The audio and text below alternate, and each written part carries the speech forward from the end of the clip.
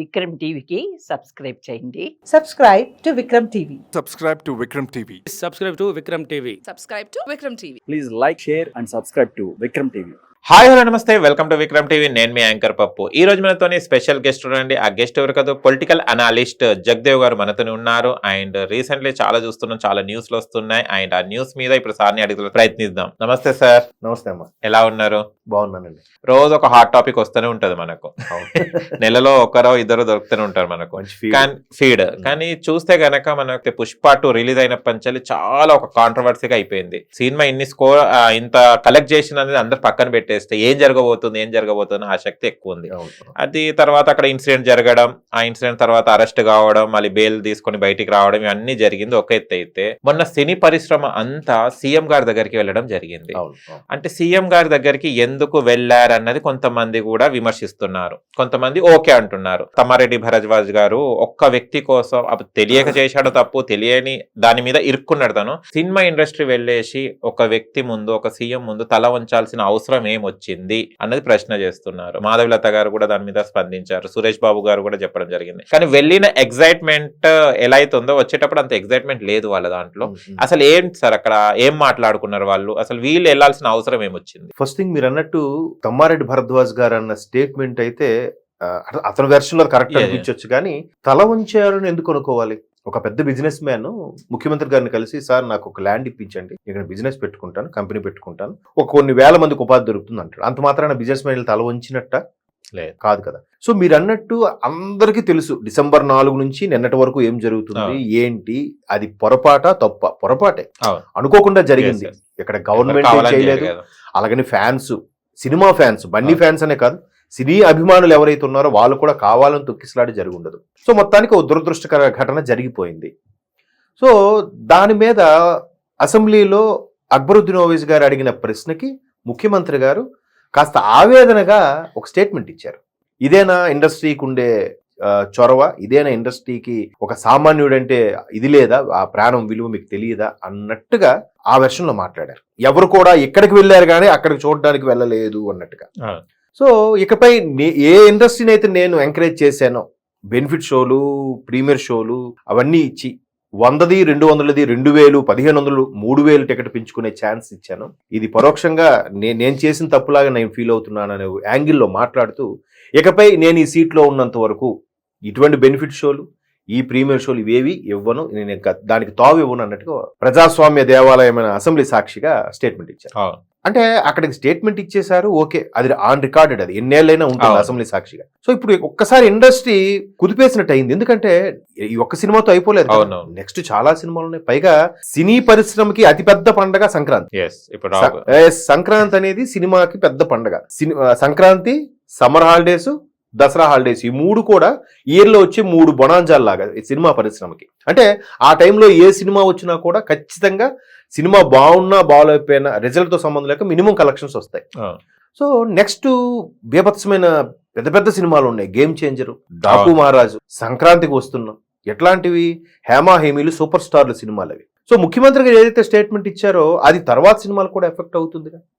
ఇప్పుడు చాలా మంది అంటారు ఏంటంటే, మేము ఎంత పెట్టి తీయమన్నామా, సినిమా స్థాయి పెరుగుతూ వస్తుంది కదా, పెరుగుతాయి. ఇప్పుడు సామాన్యుడు ఒకప్పుడు సగటు మధ్యతరగతి జీవనోపాధికి 1000-1500, అంటే ఇప్పుడు నేను 20,000 కిందట మాట 1000-1500 2000 సంపాదించుకుంటే గడిపేసేవాడు.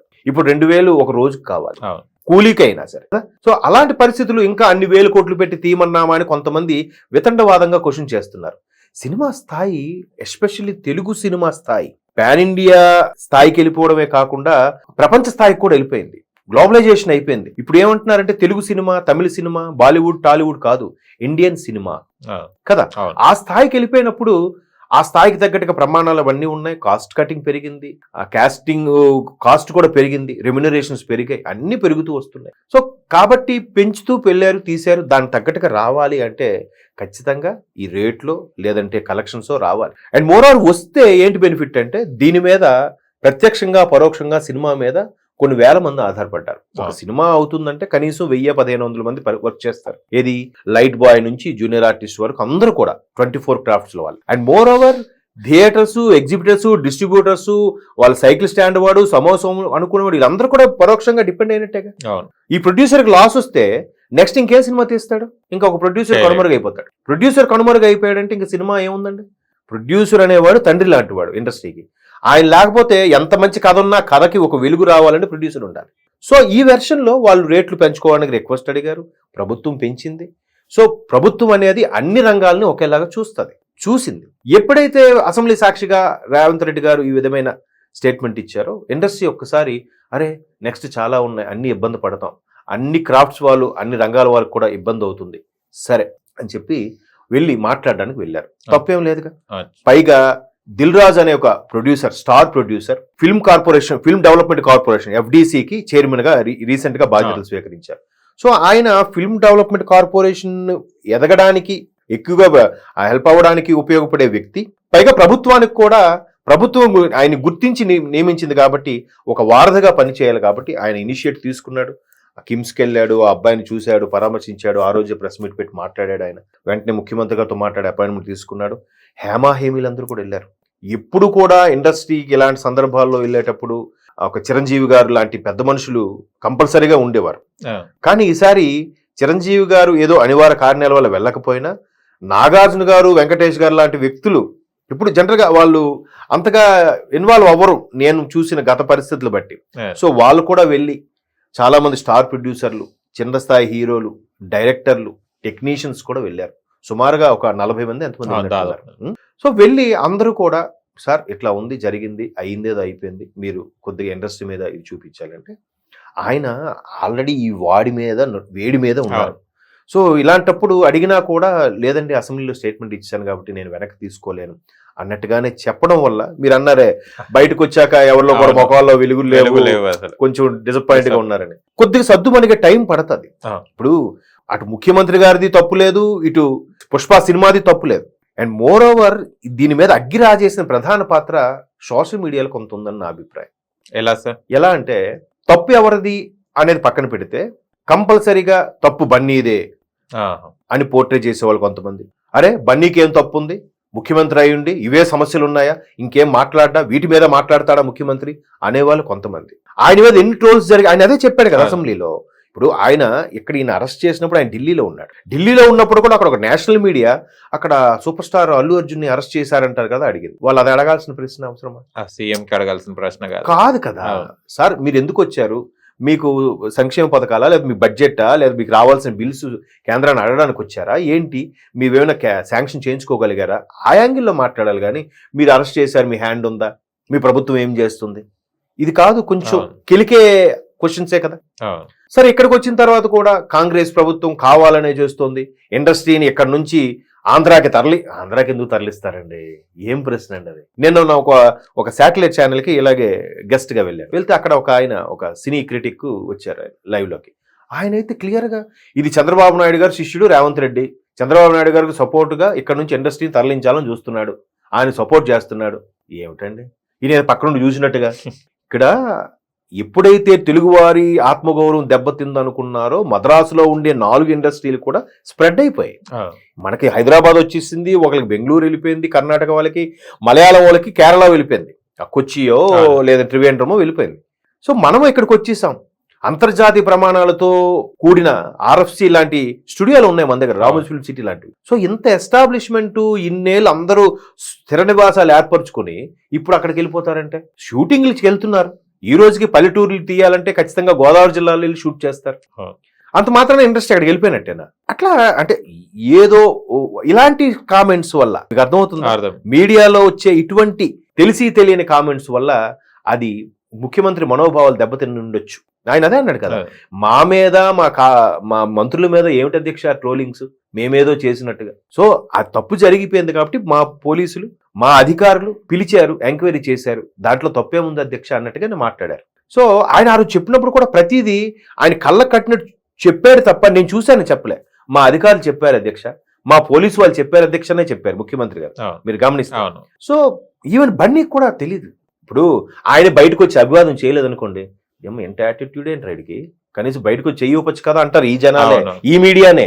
సరే ఆయన పాపం ఆయన వచ్చి చెయ్యి ఊపాడు, మరి ఆయన తప్పు అంటే ఎట్లా? ఎందుకు ఊపాడని ఇప్పుడు అంటున్నారు. ఇప్పుడు ఎందుకు ఊపాడు ఇప్పుడు అంటున్నారు. ఇప్పుడు ఎవరికైనా అండి ఇప్పుడు సమాజంలో నాకు తెలిసి ముగ్గురు త్రిమూర్తులు ఎవరు తెలుసా అంటే, ఒకటి పొలిటీషియన్, రెండు కళాకారుడు, ఏ కళాకారుడు సినిమాకి కానీ ఏదైనా, మూడోది స్పోర్ట్స్ పర్సన్ అండి.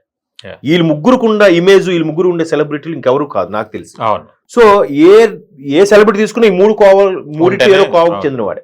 సో వీళ్ళ గురించి వచ్చేసరికి జనాలకు ఒక ఉత్సుకత ఉంటుంది. ఒళ్ళంతా కళ్ళు చూసుకొని, అంటే ఏంటి ఆయన ఎలా ఉంటాడు, పర్సనల్ రెగ్యులర్ గా మనలాగా మనిషిలాగా ఉంటాడా, మనలాగా తింటాడా, ఇట్లాంటి యాంగ్జైటీ ఉంటది. సో మొత్తానికి లైవ్ లో చూద్దామని తాపత్రం దేనికో ఎగబడతారు. ఇవన్నీ నేను ఎందుకు చెప్తున్నానంటే, అల్టిమేట్ గా మారాల్సింది ప్రజలని నా అభిప్రాయం. అల్లు అర్జున్ గారు ఏదో సభలో మాట్లాడేటప్పుడు సీఎం రేవంత్ రెడ్డి గారి పేరు మర్చిపోవడం జరిగింది, వాటర్ తాగారు, దాని మీద మనసులో పెట్టుకొని సీఎం రేవంత్ రెడ్డి గారు ఈ పని చేపిస్తున్నారని కూడా టాక్ కూడా వచ్చింది. దీని మీద మీరేమంటారు? దానికి నేను ఇచ్చే వివరణ ఏంటంటే, ఆ విధంగా వచ్చిన ట్రోల్స్ కి ఆస్కారం ఇచ్చింది ఎవరంటే కేటీఆర్ గారు. కేటీఆర్ గారు ఎవరు సినిమాకైతే ఇంత రేట్లు పెంచారు ముఖ్యమంత్రి, ఆ సినిమాల రేట్లు పెంచుకున్న వాళ్ళకి ముఖ్యమంత్రి పేరు తెలియదు అన్నారు. ఇప్పుడు మీరు చూడండి, సోషల్ మీడియా వైరల్ అవుతుంది. కేటీఆర్ గారు అన్న మాటని కింద బన్నీ గారు మన ముఖ్యమంత్రి అని చెప్పి ఆగారు. ఒక్కోసారి ఆయన క్యాజువల్ గా ఆగాడో, నిజంగా పేరు గుర్తురాక ఆగాడో తెలియదు, కానీ వెంటనే ఆయన పేరు మర్చిపోయాడు. అందుకే ముఖ్యమంత్రి గారు ఈ విషయం పట్టుకున్నాడు. అది చాలా చిన్న విషయం అండి, ఎందుకు పట్టుకుంటారు? ఇప్పుడు నిన్న కూడా మీరు న్యూస్ లో చూస్తే, మన్మోహన్ సింగ్ చనిపోయారని చెప్పడానికి ఒక నేషనల్ ఛానల్ నరేంద్ర మోదీ చనిపోయారన్నట్టుగా అనౌన్స్ చేశారు ఫ్లోలో. అంతకుముందు కూడా ఒసామా బిన్ లాడెన్ అటాక్ జరిగినప్పుడు అమెరికా అధ్యక్షుడు ఒబామా ఉన్నాడు. ఎన్ని ఛానల్స్ మిస్టేక్ చేసే తెలుసా? 11 నేషనల్ ఛానల్స్ మిస్టేక్ చేసాయి. ఒసామాని చంపాడు కదా, కానీ ఒబామాని చంపాడు. ఒబామా ఒక్క వర్డ్ తేడా. మిస్టేక్స్ జరుగుతుంటాయి. ఫ్లోలో వచ్చిన దానికి వెంటనే కేటీఆర్ గారిలో ఒక ప్రెస్ మీట్ లో ఒక ఇంటర్వ్యూ ఇచ్చిన దాంట్లో ఇలా మాట్లాడటం, దాన్ని వెంటనే సోషల్ మీడియా క్యాప్చర్ చేసి, బన్నీ రేవంత్ రెడ్డి పేరు మర్చిపోయారు, బన్నీకి యాటిట్యూడ్ పెరిగిపోయింది. ఇదంతా ఒక విధంగా అగ్గిరాజేసింది ఎవరు చెప్పండి?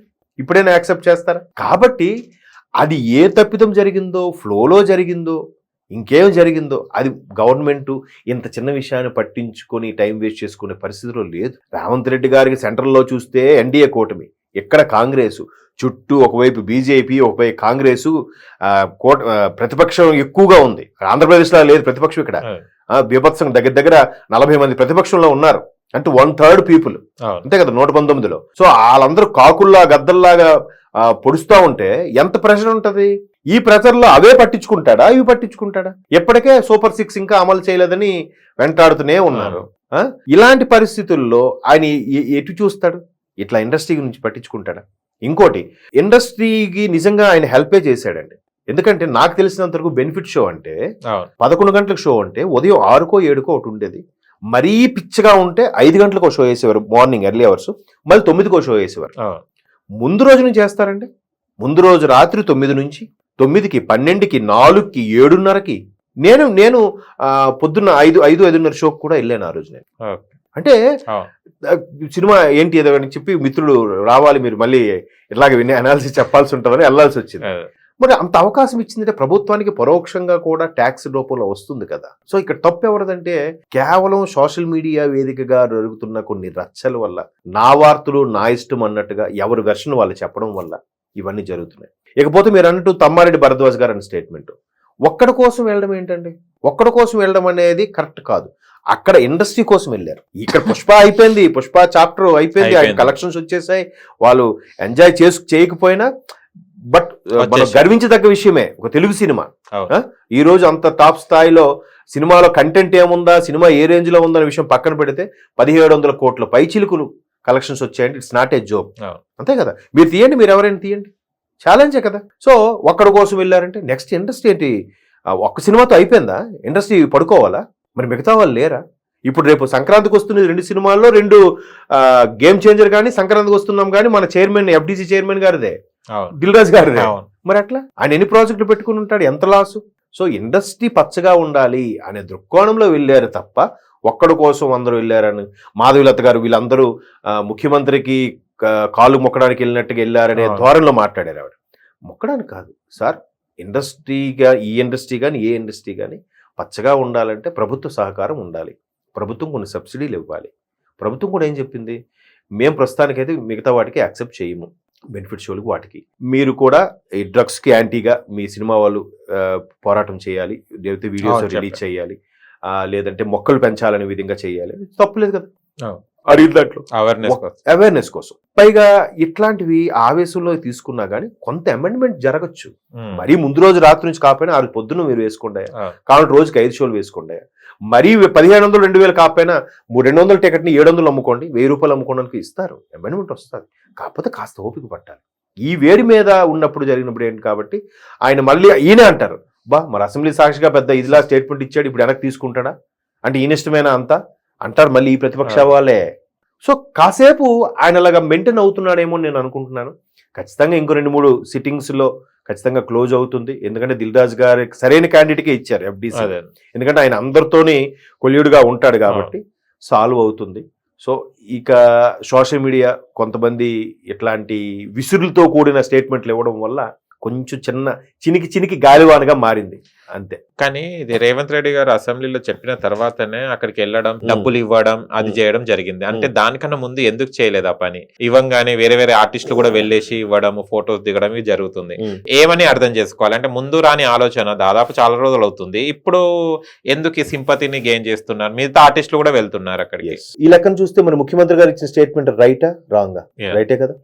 సో మరి ఈ రైటా రాంగ్ గా ఉన్న పరిస్థితుల్లో ఏదైతే తప్పిదం జరిగిపోయిందో లేదా ఆలోచన రాక వెళ్ళలేదో అదంతా ఇండస్ట్రీకే ఆపాదించబడుతుంది కదా. ఇండస్ట్రీయే వెళ్ళలేదని అంటున్నారు కానీ పర్టికులర్ గా చిరంజీవి గారు వెళ్ళలేదు, నాగార్జున గారు వెళ్ళలేదు, బాలకృష్ణ గారు వెళ్ళలేదు అని అనట్లేగా. సో ఇండస్ట్రీకి మచ్చ అయితే, ఇండస్ట్రీకి ఇబ్బంది కలిగితే ఈ సోకాళ్ళు తమ్మారెడ్డి భరద్వాజ్ గారికి, ఈ సోకాళ్ళు మాధవీలత గారికి ఇబ్బంది కాదా? చెప్పండి, ఇబ్బందే కదా. వాళ్ళు ఇండస్ట్రీలో ఉన్న వాళ్ళే కదా. ఇండస్ట్రీ లేకపోతే ఎన్ని సోషల్ మీడియా ఛానల్స్ కూడా మూసుకోవాల్సి వస్తుందండి. ఇంకెవరి మీద మనం చేస్తా చెప్పండి? గాసిప్స్ అవ్వచ్చు, న్యూస్ అవ్వచ్చు, వ్యూస్ అవ్వచ్చు, రివ్యూస్ అవ్వచ్చు, ఇవన్నీ ఎవరి మీద ఆధారపడి చేస్తున్నారు? ఆ ఇండస్ట్రీ మీద ఆధారపడి చేస్తున్నాయి కదా చాలా ఛానల్స్, న్యూస్ ఛానల్స్ పక్కన పెడితే.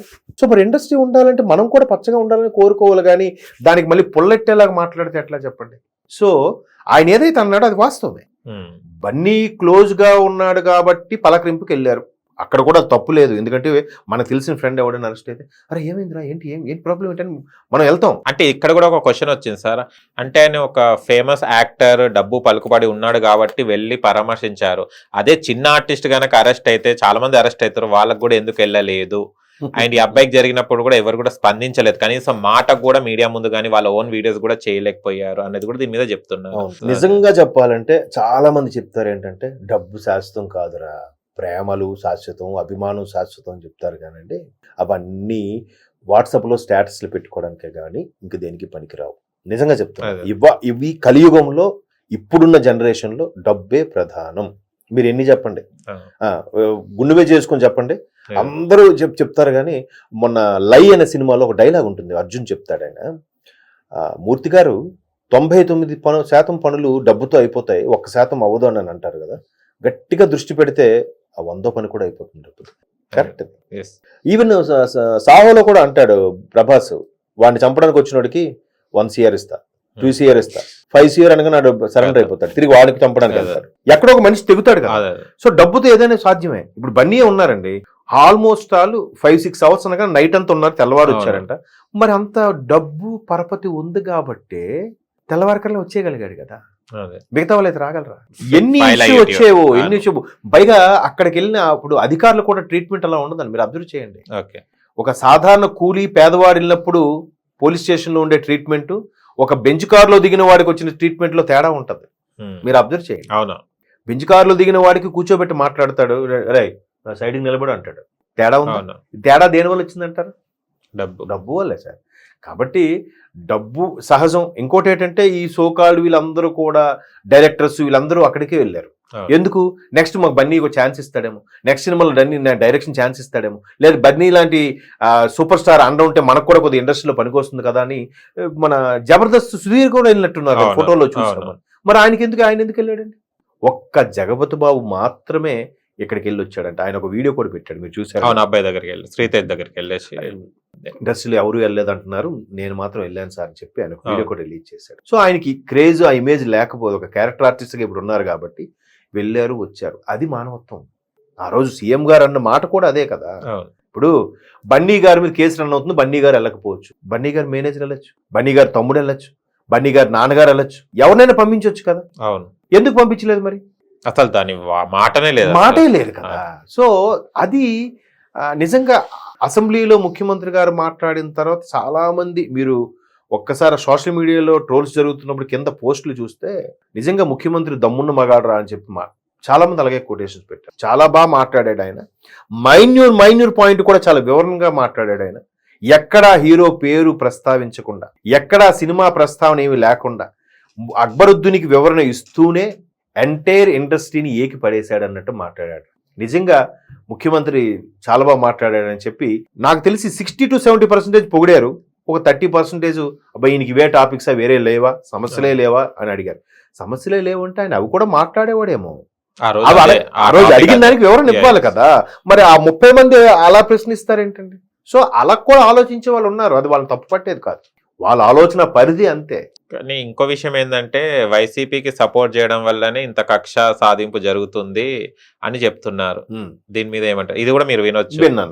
ఫస్ట్ వచ్చింది ఇదేగా. అదే ఫస్ట్ అల్లు అర్జున్ గారు వైసీపీకి సపోర్ట్ చేయడం. అల్లు అర్జున్ గారు నిజంగా ఆయన టైం బ్యాడ్ నడుస్తుంది నేను ఫీల్ అవుతున్నా. ఎందుకంటే చాలా మంది ఇవన్నీ ట్రాష్ రా, హార్డ్ వర్క్ ఉంటే ఇవన్నీ పోతారా అని చెప్తారు. కానీ ఆయన శిల్పా రవీంద్ర దగ్గరికి ఎప్పుడైతే వెళ్ళారో అప్పటి నుంచి పాపం టైం బ్యాడ్ అనుకోవాలి ఒక విధంగా. అప్పుడు కూడా రాద్ధాంతం మేము సినిమా ఆడినామని ఆయన యాంటీ ఫ్యాన్స్, బన్నీ ఏంటి ఇలా చేశాడని చాలా, అంటే అక్కడ కూడా ఒక వెర్షన్ ఉందండి. ఫర్ ఎగ్జాంపుల్ మీ బ్రదర్ ఉన్నారు, మీ బ్రదరే పార్టీ పెట్టాడు అనుకోండి, ఆయన పోటీ చేస్తున్నాడు ఎమ్మెల్యేగా. నేను మీ ఫ్రెండ్, నేను మీ బ్రదర్కి సపోర్ట్ అయిపోయినా పర్వాలేదు, కానీ కుటుంబ సభ్యుడిగా మీరు నచ్చినా నచ్చకపోయినా మీ బ్రదర్కి సపోర్ట్ ఇవ్వాల్సిందే, ఇచ్చి తీరాల్సిందే. లేదా న్యూట్రల్ గా మూసుకొని ఉండిపోవాలి మీరు ఎవరికి సపోర్ట్ చేయకుండా, అంతేనా? అలా కాకుండా మీరు పక్కోడి దగ్గరికి వెళ్ళారు అని అంటే దాని అర్థం ఏంటి? నాకు ఇష్టం, నాకు ఆ సబ్జెక్ట్ ఇష్టం, నేను అక్కడికి వెళ్తానంటే ఎంతవరకు కరెక్ట్? ఆయన దాన్ని ఇండైరెక్ట్ వివరణ కూడా ఇచ్చాడు, నాకు ఈ సబ్జెక్ట్ లో నాకు నచ్చలేదు అన్నట్టుగా. మరి దాన్ని కొంతమంది అలా తీసుకున్నారు. ఇప్పుడు ఆ రోజు శిల్పారావు గారి దగ్గరికి వెళ్ళడం కూడా చాలా మంది ఎలా తీసుకున్నారంటే, ఓకే కుటుంబం అంతా కూడా ఎక్కడెక్కడ వాళ్ళు జబర్దస్త్ ఆర్టిస్టులు, జూనియర్ ఆర్టిస్టులు కూడా ఎవరు పవన్ కళ్యాణ్ పిలుపు చేయకపోయినా, రండిరా బాబు అని ఎవరిని పిలవకపోయినా వాళ్ళు సొంతంగా వెళ్ళి క్యాన్వాసింగ్ చేశారు పిఠాపురంలో. మీరు చూసారో లేదో? చాలా మంది, అందరు హీరోలు, ఈవెన్ అల్లు అరవింద్ గారు కూడా ఆ రోజు పిఠాపురం వెళ్ళారు. ఈయనొక్కడు ఇటు వెళ్ళాడు కదా. ఆ వెళ్ళడం ఎలా పోర్ట్రే అవుతుంది? సో ఈయనకి పవన్ కళ్యాణ్ అంటే ఇష్టం లేదా, పవన్ కళ్యాణ్ గారు రాజకీయాల్లోకి వెళ్ళడం ఇష్టం లేదా అన్నట్టుగా పోర్ట్రే అయింది కదా. సో ఎవరి వ్యక్తిగతం వాళ్ళది, ఎవరి ఇష్టం వాళ్ళది, నేను కాదనట్లేదు, అయిపోయింది. అప్పటి నుంచి పాపం ఆయనకి కంటిన్యూగా అటాక్ అవుతుంది. మరి ఇప్పుడు పవన్ కళ్యాణ్ గారు రాలేదంటారు కొందరు, పవన్ కళ్యాణ్ గారు రాకపోవడం వల్ల ఇలా జరిగింది అంటారు కొందరు, పవన్ కళ్యాణ్ గారే చేయించారన్న కూడా ఉన్నారు. ఆయన ఎందుకు చేయిస్తారండి? ఇంకొకటి మన వీడియో నేను చూశాను, అంటే చంద్రబాబు నాయుడు గారు పవన్ కళ్యాణ్ గారికి ఏమో చెప్తుంటారు, బన్నీ అరెస్టే చెప్తున్నారు చూడండి, షాక్ అయ్యారు లోకేష్ చూశారు. అదే చూసాను. ఎట్లా అయిపోయిందంటే నా వార్తలు నా ఇష్టం అని ఒక ఇప్పుడు నడుస్తుంది. ప్రతి ఒక్కరు ఫోన్, ప్రతి ఒక్కరు ఒక ఛానల్ పెడుతున్నారు, థంబ్నైల్ పెడుతున్నారు. అంటే దానికి ఒక ఇట్లా పెట్టడానికి ప్రాపర్ వాల్యూవా, రూలా, లేదంటే ఎథిక్సా, లేదంటే దానికి ఏమైనా ప్రూఫ్ ఉందా, ఒక చిన్న బయటో ఫోటోనో ఏంటో అని. ఇప్పుడు గతంలో కూడా మీరు లోకేష్ అంటే గుర్తొచ్చింది. లోకేష్ ఒక మాజీ మంత్రికి ఇట్లా వేలు చూపించి ఏదో చెప్తున్నాడు. మాజీ మంత్రిని బెదిరిస్తున్న లోకేష్ అప్పట్లో వైసీపీ వాళ్ళు ట్రోల్స్ చేశారు. ఆ తర్వాత ఆయన లోకేష్ వివరణ కూడా ఇచ్చారు. సో ఎట్లా అంటే ఈయన మాట్లాడుతుంది ఏంటి, మొన్న సైబర్ క్రైమ్ సంబంధించి సోషల్ మీడియా ట్రోల్స్ గురించి మాట్లాడిన ఫోటో అది. చంద్రబాబు నాయుడు గారు, పవన్ కళ్యాణ్ గారు వీళ్ళు ఏం చేస్తున్నారు, బన్నీ అరెస్ట్ మంచి పని అయిందా, బాగా చేసావా అన్నట్టుగా ఏదో. ఇంకొకటైతే పవన్ కళ్యాణ్ చంద్రబాబుకి చెప్పి చంద్రబాబు గారు రేవంత్ రెడ్డికి ఫోన్ చేశారట, అందుకు ఇలా చేశారంట. మరి ఆయన అరెస్ట్ అయినట్టు చంద్రబాబు నాయుడు గారు కూడా ఫోన్ లో మాట్లాడారన్నట్టు కూడా విన్నాను నేను బన్నీ గారితో. మరి ఎందుకు మాట్లాడతారు? అంటే నరం లేని నాలుకండి, ఎటైనా తిరుగుతుంది, ఏదైనా ఉంటుంది. ఎట్లా అంటే బహుశా వీడే చేయించుంటాడురా అని అనే పదం కొంత దూరం వెళ్ళాక వీడే చేయించాడురా మారిపోతుంది. కానీ చూస్తే మెగా ఫ్యామిలీకి అండ్ అల్లు ఫ్యామిలీకి మాటలు లేవని వినడం జరిగింది. కానీ అరెస్ట్ అయిన వెంటనే చిరంజీవి గారు అండ్ ఇద్దరు వెళ్ళడం జరిగింది, మాట్లాడడం జరిగింది. మళ్ళీ తర్వాత అప్పుడు కూడా అంటున్నారు, చూశారా ఇప్పుడు మీకు దెబ్బ పడిందా అని మళ్ళీ ఒక కామెంట్స్ చేస్తున్నారు. అంటే ఇది ఏంటి సార్, ఎట్లా తీసుకోవాలి అసలు? ఇది అసలు ఏం అర్థమవుతలేదు. ఎలా తీసుకోవాలంటే సునకానందం ఉండదు. ఎవరికి నచ్చినట్టు వాళ్ళు థంబ్నైల్స్ పెట్టి బ్యాడ్ చేయడం. ఇప్పుడు అదే బన్నీ పుష్ప సినిమాకి వైసీపీ వాళ్ళు భుజాన్ని ఎత్తుకున్నారు. అక్కడ ఏమి వాళ్ళు కూటమి ప్రభుత్వం ఏ స్టేట్మెంట్ ఇవ్వకపోయినా బన్నీ సినిమాను ఆపితే మేము అడ్డుకుంటే మేము ఒప్పుకోం, బన్నీ సినిమా రేట్లు తగ్గిస్తే మేము ఒప్పుకోమని ఊరికే రెచ్చగొట్టేలాగా, అంటే బన్నీ మావోడు అనే ఓన్ చేసుకునే ప్రయత్నం చేశారు. అంబటి రాంబాబు గారు ప్రెస్ మీట్ పెట్టారు కదా, ఆపితే మేము ఎవరైనా ఆపుతామని చెప్పారా? లేదు. పోనీ వీళ్ళలాగా ఆ వకీల్ సాబ్ సినిమాకి పెట్టాడు 10 రూపాయలు 20 రూపాయలు టికెట్లు ఏమైనా చేసిందా గవర్నమెంట్? లేదుగా. 100 రూపాయలు మాక్సిమం 350 వరకు పెంచుకోవచ్చు ఛాన్స్ ఇచ్చారుగా, పెరిగిందా? మరీ కాదుకూడదంటే బన్నీ మనకి యాంటీగా చేశాడు కాబట్టి ఆ సినిమాని 10 రూపాయలు చేద్దామని కూటమి ప్రభుత్వం ఉందా? లేదు కదా. మరి అట్లా కాకపోతే ఏదో ఒకటి చెయ్యాలి. అంటే వాళ్ళు నమ్ముకునే కొంత వర్గం ఉంటుంది. ఇప్పటికీ కూటమి అంత మెజార్టీతో గెలిచినా వాళ్ళు నమ్ముకునే కొంత జానర్, కొంత సెక్టార్ ఉంటుంది కదా. సో వాళ్ళ కోసం, వాళ్ళ మెప్పు కోసం, వాళ్ళ పరిధిలోంచి దాటిపోకుండా ఉండడం కోసం వాళ్ళ కోసం ఏవో పోస్టులు పెట్టాలి కదా. అరే మేము కూడా ఉన్నాంరా స్క్రీన్ మీద, మేము కూడా మీడియాలో ఉన్నామని నానుతున్నామని చెప్పడానికి ఏదో ప్రెస్ మీట్ పెట్టాలి, ఏదో స్టేట్మెంట్ ఇవ్వాలి, ఇస్తూనే ఉంటారు. కాబట్టి అవన్నీ ట్రాష్, సరదాగా చూసి నవ్వుకోవడం వరకే తప్ప అవన్నీ నిజాలు కావు. నిజంగా ఒకవేళ ఇరికించే ప్రయత్నం చేసేలాగుంటే ఆవిడ చనిపోయేలాగా చెయ్యరు కదా, అంత పరిస్థితి రాదు కదా. ఈవెన్ బన్నీ కూడా చాలా గిల్టీగా ఫీల్ అయిపోతున్నాడు ఆయన. మీరు ఎక్కడైనా మీరు చూస్తే ఆ రోజు ప్రెస్ మీట్లో కూడా ముందొచ్చి కూర్చొని మళ్ళీ వెళ్ళిపోయి ఫేస్ వాష్ చేసుకుని మళ్ళీ వచ్చి కూర్చున్నారు. బ్రదర్ నన్ను ఎవరు డిస్టర్బ్ చేయకుండా ఫ్లోలో ఉన్నాను అంటే ఏం మాట్లాడినా మళ్ళీ ఏం ట్రోల్స్ చేస్తారు అన్నట్టుగా. ఈవెన్ మోహన్ బాబు గారు కూడా అయ్యా మీరు ఉన్నది ఉన్నట్టుగా లేనిది ఉన్నట్టుగా రాస్తారు, ప్లీజ్ దయచేసి వెళ్ళిపోండి అన్నా కూడా వెళ్ళిపోతున్నాడు, మళ్ళీ వెనక్కి పట్టుకుని మైక్ వచ్చాడు. అప్పుడు కదా ఆయన కొట్టాడు. మరి ముందు ఆయనకి రిక్వెస్ట్ చేసింది ఎవరు చూపించడే? ఏమంటే మా మీద బాధ్యత ఉంది, మమ్మల్ని ప్రశ్నిస్తున్నారు, మోహన్ బాబు కుటుంబం ఏమవుతుంది అని అడుగుతున్నారు కాబట్టి మాకు బాధ్యతగా ఉందని అన్నారు. సో ఎవరు వెర్షన్ కరెక్ట్ అంటే ఏం చెప్తాను చెప్పండి. కాబట్టి ఇదంతా ఒక విధంగా సోషల్ మీడియాలో వచ్చే కథనాల వల్ల ప్రతీది కూడా పర్సనల్గా ఉండాల్సింది పబ్లిక్లోకి వెళ్ళిపోతుంది, ప్రైవేట్గా ఉండాల్సింది ప్రతిదీ చిన్న విషయంతో పోవాల్సింది చినికి గాలివానగా మారుతుంది. కాబట్టి సోషల్ మీడియా కూడా కొంచెం సమయం పాటించాలని it's my humble request. Sir, X prime minister Manmohan Singh ఇవాళ మనం వదిలేసి వెళ్ళిపోవడం జరిగింది. చాలా బాధాకరం. మంచి మినిస్టర్, మంచి పనులు చేశారు అండ్ మంచి ఒక బ్రాండ్ ని సంపాదించుకున్నారు. మన్మోహన్ సింగ్ అంటే ఒక మంచి లీడర్ అన్న థాట్ అందరికి ఉంది. ఏం చెప్తారు సార్ మన్మోహన్ సింగ్ గురించి చెప్పాలంటే? భారత స్వాతంత్రం వచ్చిన తర్వాత భారత రాజకీయాల్లో అప్పటి స్వతంత్ర సమరయోధులు తప్పితే తర్వాత వచ్చిన రాజకీయాల్లో ఎటువంటి విమర్శలు లేకుండా, ఎటువంటి డిమెరిట్స్ లేకుండా, లేదంటే స్కాములు లాంటి ఇష్యూస్ లేకుండా సాదాసీదా జీవితం గడుపుతూ అందరి మన్ననలు పొంది ప్రతిపక్షంలో ఉన్న వాళ్ళ మెప్పు కూడా పొందిన కొద్ది మంది లీడర్స్ లో మన మన్మోహన్ సింగ్ గారు ఒకరు. మీరు ఆయన పాత వీడియోస్ అవి అబ్జర్వ్ చేస్తే, అంటే 2004లో ప్రధానమంత్రి అయ్యారు, 2014 వరకు ఉన్నారు. అప్పటికే 72 ఏళ్ళు, ఇప్పుడు 92 అంటే. సో ఆ 72 ఏళ్ళకు ప్రధాని అయినా ఆయన బాడీ లాంగ్వేజ్ లో కానీ, ఆయన డ్రెస్సింగ్ స్టైల్లో కానీ, ఆయన నడవడిక కానీ, వినమ్రత కానీ దేంట్లో కూడా తేడా ఉండేది. ఒక ప్రొఫెసర్గా చేశాడు, తర్వాత ఆర్థికవేత్త, ఆర్బీఐ గవర్నర్గా కూడా చేశారు. 6 సార్లు హైయెస్ట్ నాకు తెలిసి ఎక్కువ సార్లు రాజ్యసభకి ఎన్నికైన తీసుకున్న వ్యక్తి కూడా ఆయనే. ఈవెన్ ప్రధానమంత్రిగా కూడా రాజ్యసభ ఎంపీగా ప్రధానమంత్రి అయినట్టుగా నాకు గుర్తు. సో అటువంటి మన్మోహన్ సింగ్ అని చెప్పగానే ఫస్ట్ అందరికి గుర్తొచ్చేవి ఆర్థిక సంస్కరణలు. ఎట్లాంటి ఆర్థిక సంస్కరణలు అంటే 92 ద బిగ్గెస్ట్ స్కామ్ అని వెబ్ సిరీస్ కూడా వచ్చింది, మీరు చూసే ఉంటారు. అంటే 92లో భారత యొక్క ఆర్థిక వ్యవస్థ ఇలా షేక్ అయ్యింది బికాస్ ఆఫ్ హర్షద్ మెహతా. హర్షద్ మెహతా అనే వ్యక్తి ఆ షేర్ మార్కెట్ ని ఒక స్కామ్, అప్పట్లో 6,000 కోట్లు ఎంతో అంట. 6,000 కోట్ల స్కామ్ అంటే ఊహించుకోండి ఒకసారి. అప్పట్లో ₹1,00,00,000 ఉన్నోడే తోపు 92లో. అలాంటిది 6,000 కోట్ల రూపాయల స్కామ్ బయటపడి హర్షద్ మెహతా లాంటి వాళ్ళు స్కామ్ లో బయటపడిన తర్వాత ఒక్కసారికి ఆయనతో అన్ని బ్యాంకులకి లింకులు ఉన్నాయి. రీసెంట్ గా మనం లక్కీ భాస్కర్ అనే సినిమా వచ్చింది, చూసారు? అందరూ చూస్తే మీకు క్లియర్ గా అర్థమైపోతుంది. అంటే ఆ హర్షద్ మెహతా గారితో ఎన్ని ప్రైవేట్ బ్యాంకులు లింకులు ఉన్నాయి, అందులో బ్యాంకులో పనిచేసే ఉన్నత స్థానంలో వైస్ ప్రెసిడెంట్ స్థాయిలో ఉన్న ఎంతమంది ఈ స్కామ్ లో ఇన్వాల్వ్ అయ్యాడో మీకు అర్థమవుతుంది. సో అట్లాంటిది మరి ఎంత కుదేలైపోయింది ఆర్థిక వ్యవస్థ. అప్పటికి సరిగ్గా ప్రధానమంత్రి పివి నరసింహారావు, ఆయన టైంలో ఆర్థిక మంత్రిగా మన్మోహన్ సింగ్ గారు ఉన్నారు. అప్పుడు ఆయన చేసిన సంస్కరణలు, ఆయన చూసి ముందు చూపుతో చేసిన కొన్ని యొక్క పథకాలు, ఇప్పుడు ఉపాధి హామీ కానీ, విద్యా హక్కు చట్టం కానీ. బట్ ప్రధానమంత్రి అయిన తర్వాత నాకు బాగా నచ్చిన చట్టం ఏంటంటే సమాచార హక్కు చట్టం, రైట్ టు ఇన్ఫర్మేషన్. ఎక్సలెంట్ అది. అంటే ఒక సామాన్యుడు కూడా భారతదేశం మొత్తం మీద ఎక్కడ ఏది జరిగినా, ఏం జరిగింది, దాని గురించి ఇన్ఫర్మేషన్ ఏంటి తెలుసుకోవాలనుకుని మనం ఒక చలానా తీస్తే 125 రూపీస్ 120 రూపీస్ పోస్టల్ చలానా పెట్టి తీస్తే డిపార్ట్మెంట్కి సంబంధించి అయినా మనకి ఇన్ఫర్మేషన్ వచ్చేస్తుంది. అది సమాచార హక్కు చట్టం చాలా ఎక్సలెంట్. అది అఫ్ కోర్స్ జిఎస్టీకి సంబంధించి కూడా చాలా కసరత్తు చేశాడు ఆయన. నిజంగా గ్రేట్ ప్రొఫెసర్, అంటే ఎకనమిస్ట్, ఆర్థికవేత్త, ఆర్థిక సంస్కరణలు. అంటే భారతదేశం యొక్క దాన్ని ఎలా చెప్పొచ్చు అంటే ప్రతి ఒక్కరూ భారతదేశం ఒక సుసంపన్నంగా చూడాలనుకుంటారు, కానీ ఆ సుసంపన్నంతో పాటు ఆర్థిక పరమైన అభివృద్ధి చెందిన దేశంగా చూడాలనుకున్న చాలా కొద్ది మంది సిన్సియర్ నాయకుల్లో మన్మోహన్ సింగ్ గారు ఒకరు. ఆయన చేసిన సంస్కారాలు నిజంగా ఈరోజు జీడిపి ఎంత డెవలప్మెంట్ కానీ, ఎంత వృద్ధి రేటు కానీ, ఇవన్నీ చూస్తే ఆయన పాత్ర చాలా ఎక్కువ ఉందని చెప్పుకోవచ్చు. ఎందుకంటే ప్రస్తుత ప్రధాని నరేంద్ర మోదీ గారు కూడా మన్మోహన్ సింగ్ గారు లాంటి వాళ్ళకి విమర్శించడానికి ఏం దొరక్క అతను నిజంగా అటువంటి వ్యక్తి మా పార్టీలో ఎందుకు లేరు అన్నట్టు కూడా ఆయన ఫీల్ అయిన సందర్భాలు ఉన్నాయి.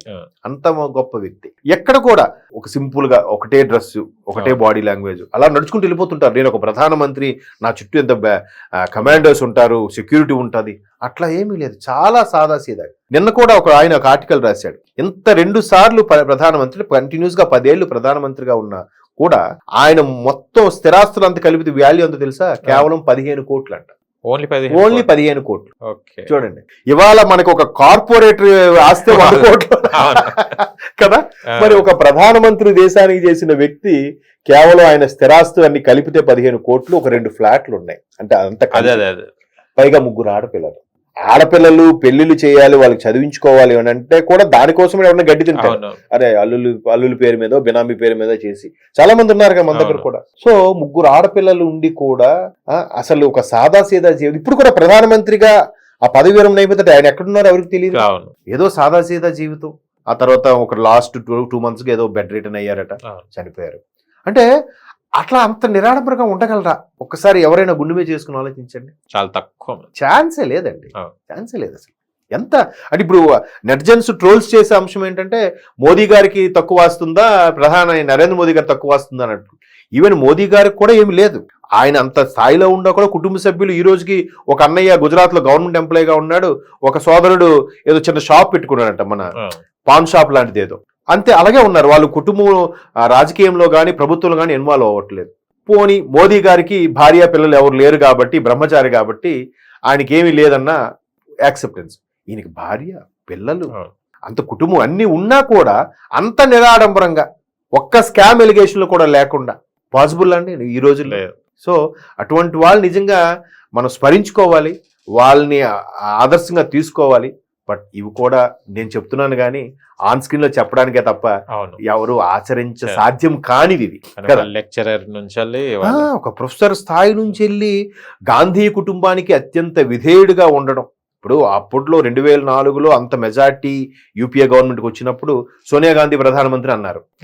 వెంటనే యాజిటేషన్, ఒక ఇటలీ ఆవిడ మనల్ని పాలించడం ఏంటి, భారతదేశంలో ఇంకెవరూ లేరా అన్నట్టుగా మాట్లాడితే ఆవిడ కూడా సింపుల్ గా నాకేం అవసరం లేదు మన్మోహన్ సింగ్ గారిని సెలెక్ట్ చేసుకున్నారు. Nice person. ఇక్కడ కూడా మన్మోహన్ సింగ్ గారు ఇచ్చిన ఏ స్టేట్మెంట్ కూడా ఎక్కడ కాంగ్రెస్ ప్రభుత్వం కానీ మిగతా మంత్రులు కానీ ఎక్కడ ఎజిటేషన్ తీసుకురాలేదు. లాస్ట్ లో 2013లో ఎప్పుడో ఒక ఏదో సంబంధించి ఆయన బిల్ పాస్ చేస్తే అప్పటికి సెక్రటరీగా ఉన్న ఏఐసీ సెక్రటరీగా ఉన్న రాహుల్ గాంధీ గారు ఏదో చిన్న దాని మీద రాంగ్ స్టేట్మెంట్ ఇచ్చారన్నట్టుగా అప్పట్లో వార్తలో కొంచెం దుమారమైంది. బట్ అప్పుడు కూడా వచ్చిన తర్వాత ఆయన దాని మీద ఒక స్టేట్మెంట్ ఇవ్వడం కానీ, ఒక ఆర్గ్యూ చేయడం కానీ, ఎలిగేషన్ కానీ ఏమీ లేదు. అంటే అలా ఉండలేమేమో మనం అంత నిరాడంబరంగా. ఒక ప్రధానమంత్రి ఇవాళ రేపు ఒక పంచాయతీ ప్రెసిడెంట్ చూడండి, ఆడు బిల్డప్ చూస్తే ఎలా ఉంటుంది. ఇక్కడ నుంచి ఇక్కడ వరకు బంగారం ఉంటుంది, ఆడు ఒక కారులో దిగుతాడు. అట్లాంటి ప్రధానమంత్రి అంటే చిన్న విషయమా? భారత ప్రథమ పౌరుడు రాష్ట్రపతి అయినప్పటికీ అత్యున్నత పదవి ప్రధానమంత్రి కదండి, మించింది లేదు. బట్ ఎలా ఉండగలుగుతారు అంత సాదాసీదాగా? పైగా ఎంత మేధావి, ఎన్ని సంస్కరణలు చేశారు, దేశం కోసం ఎంత పాటు పడ్డాడు. అంటే ఒక లైఫ్ సాక్రిఫైస్. 72 ఏళ్ళ వయసులో నాకు ఎందుకులే రామకృష్ణ నువ్వు కూర్చోవచ్చు కదా. కాంగ్రెస్ పార్టీ చెప్పింది, సోనియా గాంధీ కుటుంబం నాకు ఇట్లా చెప్పింది కాబట్టి ఏదో ఒకటి చెయ్యాలి, ఆయన అందుకే మేధావుల మౌనం దేశానికి ప్రమాదకరం అన్నారు. సో ఆయన చాలా మేధావి, మౌనంగా ఉంటాడు, బట్ ఆయన పనుల్లో చూపించాడు. ఎన్ని ఈవెన్ మొన్న డిమానిటైజేషన్ గురించి కూడా అప్పుడు ఆయన అన్నాడు, డిమానిటైజేషన్ మంచి డెసిషనే కానీ మొత్తం బ్లాక్ మనీగానే ఉందని పరిగణించడం కరెక్ట్ కాదని కూడా ఆయన చెప్పాడు. అంటే వాళ్ళు దూరదృష్టి రాజనీతిజ్ఞులండి. ఈ రోజు రూపాయి విలువలుగా ఉంది, రేపు అలా మారుతుంది, ఎలా అవుతుందా అంటే మనం దీన్ని ఏం చేయాలి? రూపాయి వాల్యూ నిలబెట్టాలి అంటే, ప్రపంచ స్థాయిలో భారతదేశం ఒక స్థాయిలో నిలబడాలంటే ఏం చేయాలి? దానికి సంబంధించిన ఆర్థిక సంస్కరణలు ఏమి చేస్తే అవుతుంది? బ్యాంకులకు కూడా ఎన్ని సంస్కరణలు చేశాడు ఆయన. అంటే ఒక బీకామ్ సబ్జెక్టు, ఎకనామిక్స్ సబ్జెక్ట్ ఉన్న వాళ్ళకి ఇంకా బాగా చెప్పగలుగుతారు. నేను ఆ సబ్జెక్ట్ సైన్స్ వాడిగా నాకు అంతగా తెలీదు. వాళ్ళు చెప్పిన దాంట్లో చూస్తే అబ్బా ఎంత ముందు చూపుతో ఎంత బాగా ఆలోచించాడా మన్మోహన్ సింగ్. నిజంగా ఆ పేరు అందుకే ఎప్పటికైనా సరే మన్మోహన్ సింగ్ కానీ, ఒక వాజ్పేయి గారు, ఒక అబ్దుల్ కలాం గారు, ఇటువంటి వ్యక్తులు లైఫ్స్ ఆన్. వాళ్ళు లేరు అని అనుకోలేము. వాళ్ళు ఆయన చేసిన సంస్కరణల ద్వారా మన మధ్య ఎప్పుడూ బతికే ఉంటారని నా అభిప్రాయం. జోహార్ Manmohan Singh. Thank you so much sir. Thank you. చూశారు కదా ఫ్రెండ్స్, మీకు గనక మా వీడియో నచ్చి లైక్ చేయండి, షేర్ చేయండి, కామెంట్ చేయండి, సబ్స్క్రైబ్ ఛానల్ గంట సింబల్ టంగున కొట్టండి. నేను మీ యాంకర్ పప్పు. Bye bye.